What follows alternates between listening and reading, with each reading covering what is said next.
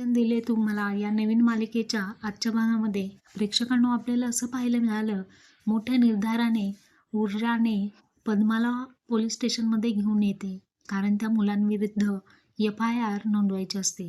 ती पोलिसांना सांगते, परंतु पोलीस तिचं म्हणणं कॅज्युअली घेतात.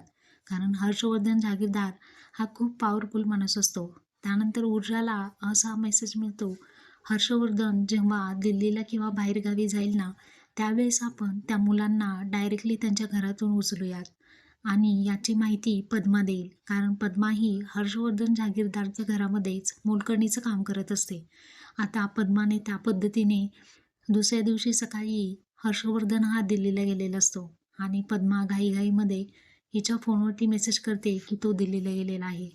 ऊर्जा तडक पोलीस स्टेशनमध्ये पोहोचते आणि आता पोलीससुद्धा अत्याचार करणाऱ्या त्या मुलांना त्यांच्या घरामधूनच अटक करणार असतात.